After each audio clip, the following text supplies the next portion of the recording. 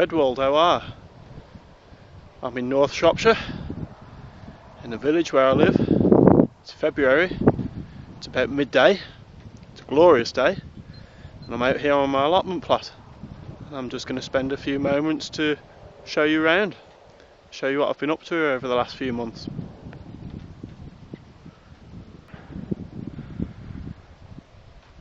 A couple of years ago, a few of us villagers set up an allotments association with the aim of getting hold of some land.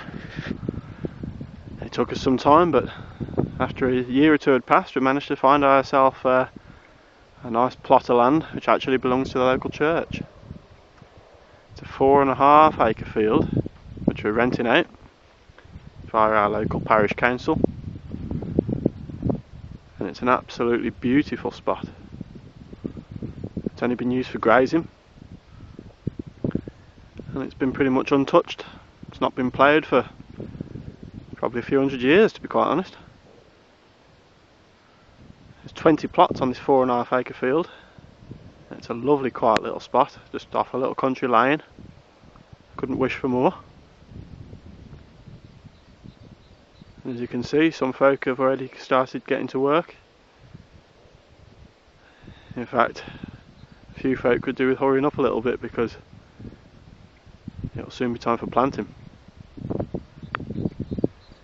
And this is my plot. It's a 30 foot by 90 plot. This top section here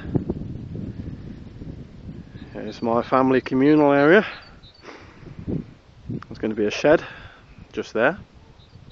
As you can see, I've already got a water butt set up. You see these on farms, it's a 1,000 litre container, which sounds a lot, but in the dry spells that'll soon get used up.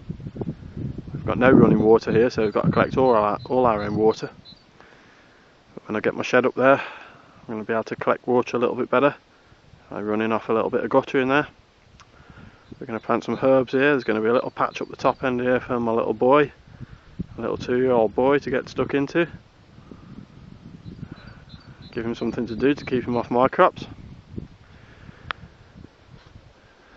And I've quartered my plot. Well, as I say, it's a 30 foot by 90 plot.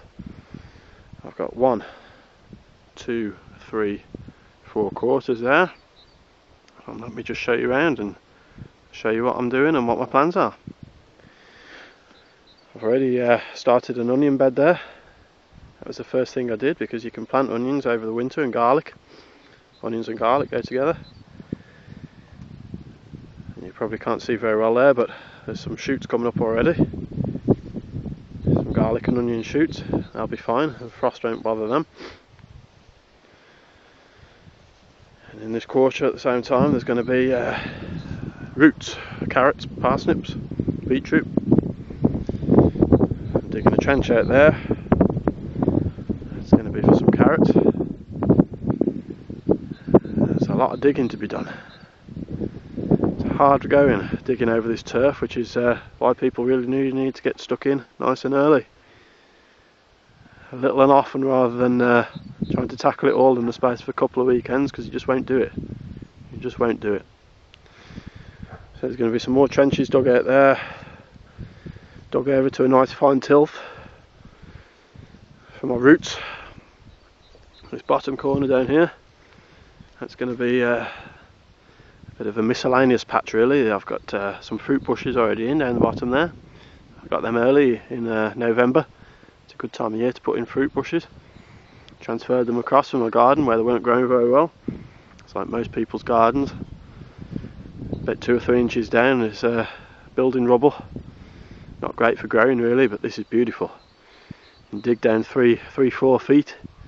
You've got almost the same soil structure all the way down, which is absolutely amazing. So I'm going to have some leafy veg there. Anything that won't fit into any other plot, any other quarter of my plot, will go in this bit there. At the bottom corner there, I've already dug out into some trenches there. That's going to be my peas and my beans. The reason I've just dug trenches there is because time is of the essence really. I haven't got time to dig over every square inch of this plot.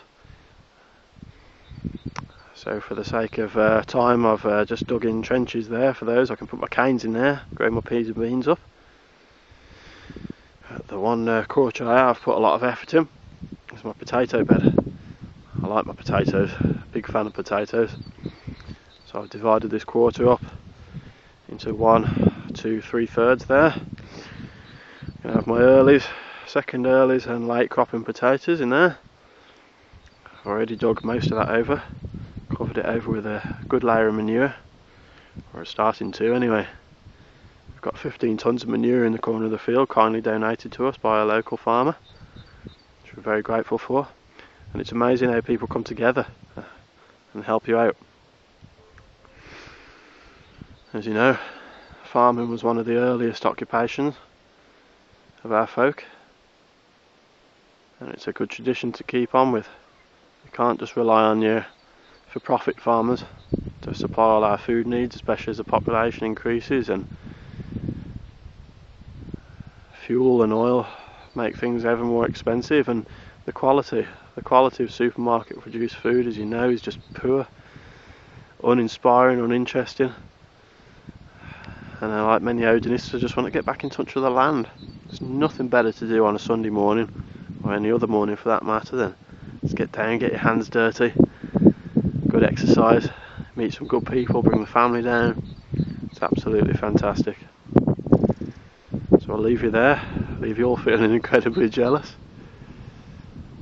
and just wish you all a merry Sigwunyo. Sigwunyo, Sigwunyo.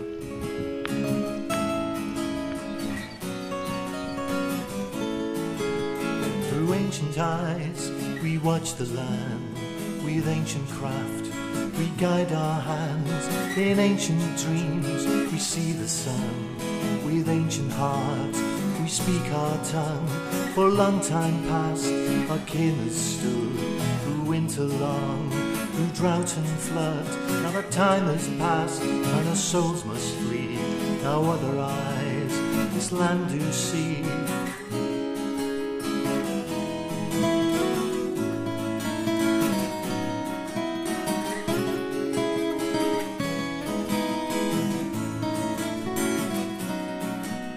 Our soil was rich, our streams were pure, our livestock roamed over fell and moor. When gods were free, which tales we tell, round tree and rock, where they did dwell. Our soil is under, great blanket gone, the streams are dead, the cattle done. Where in open fields the gods did reign, the halls of stone, and does a god contain?